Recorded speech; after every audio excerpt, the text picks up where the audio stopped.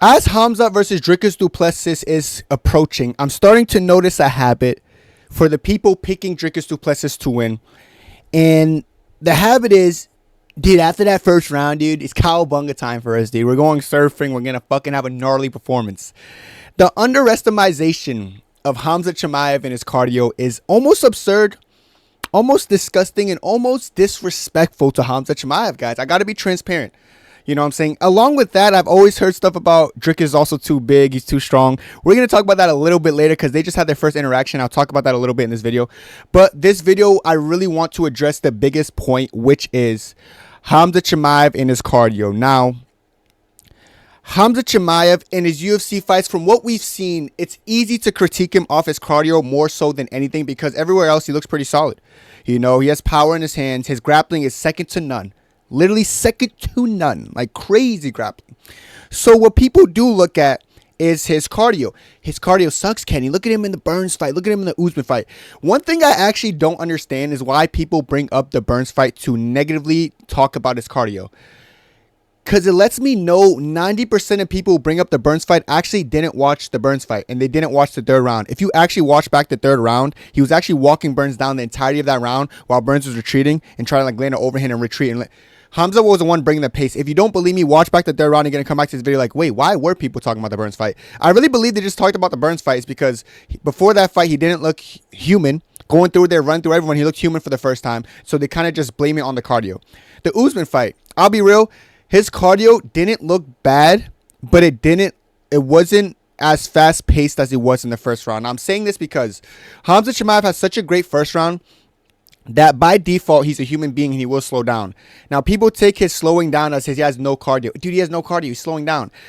When the truth of the matter is, most people who have that absurd first round, like a Boost Nurmagomedov, or not Nurmagomedov, a Boost Magomedov, or, you know, like Michael Pereira, like a lot of these people with explosive first round, Saeed Nurmagomedov, they don't, like, they fall and they go flat the second, third round. Like, that's bad cardio. That's what looks like bad cardio. Against Usman, he was able to take him down all 3 rounds.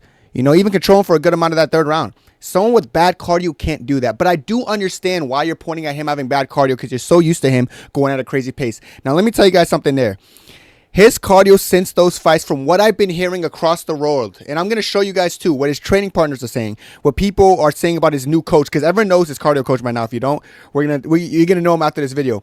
Known as the most brutal cardio coach in UFC history is who Khamzat's training with right now.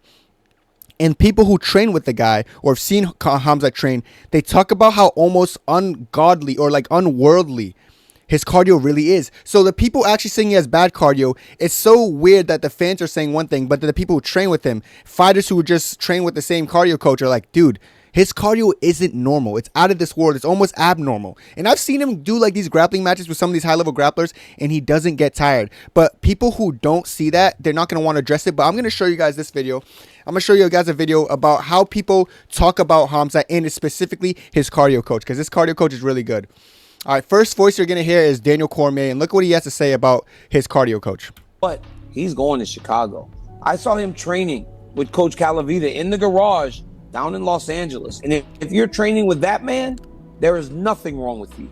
Because the way that he pushes his athletes, the way that he works them to exhaustion, the way that he really does test you mentally, physically, that means you cannot be injured. And if Khamzat Chimaev was to have any issue with Dricus Du Plessis, as we saw with Gilbert Burns and Kamaru Usman, it would be the longer fight and the cardio. If there's a guy that can get him ready, it is Coach Cav. I trained with him. Okay, before we get to Rampage Jackson, this Coach Cav guy, I'll be real, I didn't know too much about him until I saw him get introduced into Khamzat camp, but apparently what everyone's going to say or you're going to hear from this video is everyone saying the same thing. You can see people like Arman Sarukian training alongside. We know Arman Sarukian has great cardio. You know, we see all these other people training with his coach, and all their cardio is just superb. You know, this is what Rampage Jackson has to say about the same coach. Listen to what Rampage says. Before. When you were fighting? Yeah, but I'm going to tell you, the guy's training is so hard. I love Sam. But I don't never want to see his garage again. It was that hard? It's that hard, bro. Not only does Sam train TJ. you the right way to be this freak of cardio, but he also is going to help him make weight very easy. Sam's algorithms on the water displacement that he's got is next level. He'd always have me show up to fight week. I fight 135s. He'd have me show up to fight week. So that's what, 5 days before. or 7 days before on Sunday, as long as I weigh 150 and I'm hydrated, I know I've made weight. Now it's just about water displacement, doing it the right way. And he's going to do the same thing for Chimaev. So he's going to make the weight better, which in turn is going to make his cardio better. So it's a cycle with this coach from what I'm hearing. It's not just he's going to make sure your cardio is showing up. He's going to make the weight cut easier for you so your cardio is that much better. And I do think the weight cut is an important factor because we're going to talk about it a little bit later in the video how big he really is. But before we do that, I want to get some more opinions about other people, guys. Yeah, first thing I said to the boys when we were watching Khamzat train, I'm like, how's it, because especially when I do it, breakdown fights, I'm like, how's his cardio? Like, buddy, not an issue at all. Because I was like, my biggest thing for him going to the DDP fight, DDP's a big dude, durable. So that how's Khamzat going to be in the 4th and 5th round? They're like, trust me, not an issue. Like, shit. Bro, this is scary to hear about, guys. Like, people who've seen him train or people alongside him, they're like, this guy's cardio is like, you guys won't be ready for the output in the pace that Khamzat's going to be able to keep up for a long period of time. And I believe them. And honestly, like even before he had this coach with him, how he looked in the Burns fight, it really wasn't all that bad. So the fact that he could have an absurd first round and still keep this for more rounds to come is very scary. He was able to take down Kamaru Usman 3 times in 3-round fight. Like every single round, he took him down multiple times. Now, keep this in mind. Kamaru Usman's a very strong and a better defensive wrestler than Dricus Du Plessis, who gets taken down by everyone and their mothers. Dricus has a 50% takedown defense compared to Kamaru, who had like a 97%.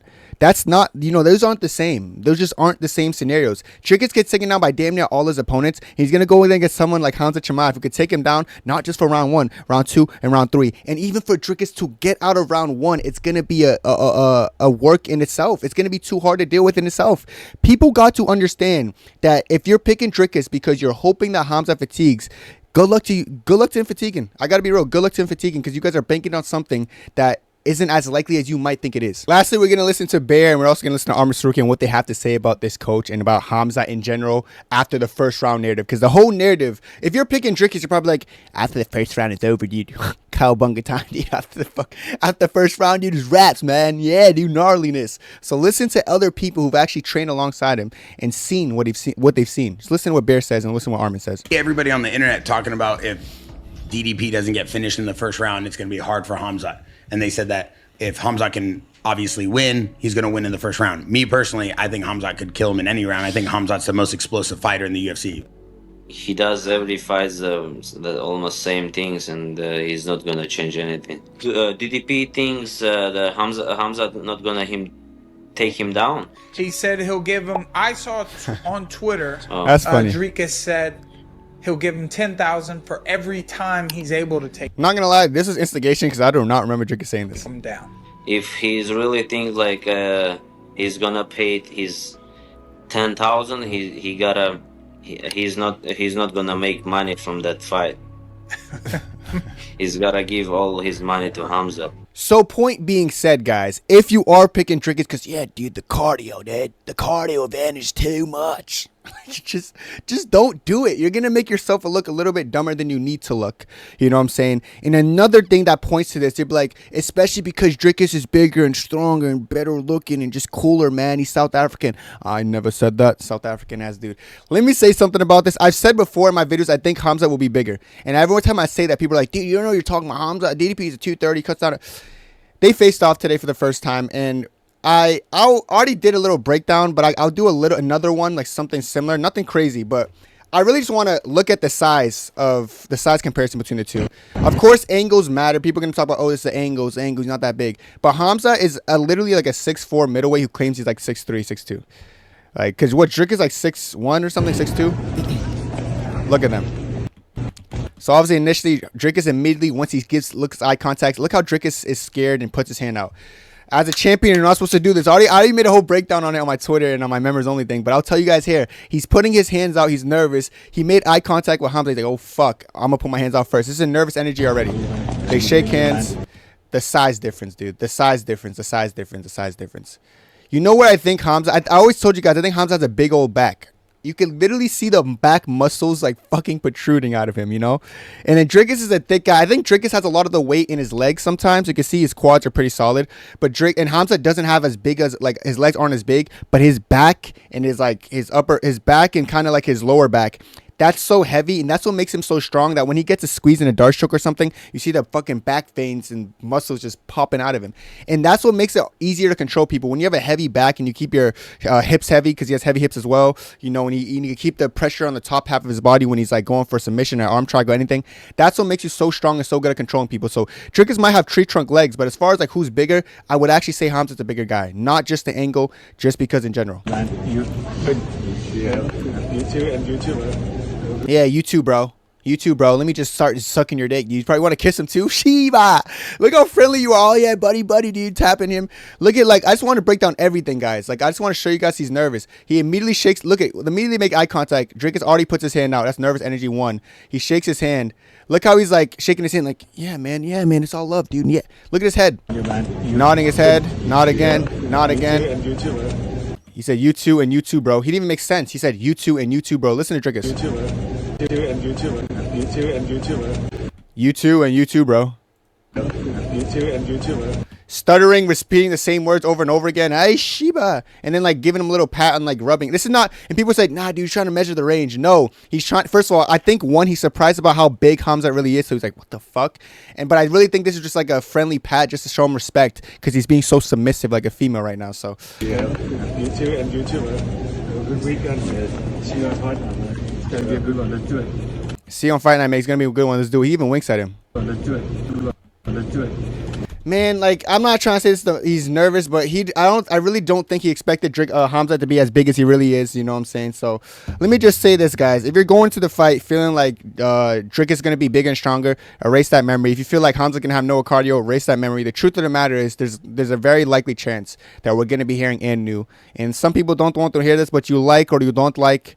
Khamzat's bigger, he's stronger, he's scarier, and Khamzat Chimaev is going to go in there. He's going to defeat Dricus Du Plessis at UFC 319. Let me know what you guys think down below. That's it for me, and God bless. 2, 3.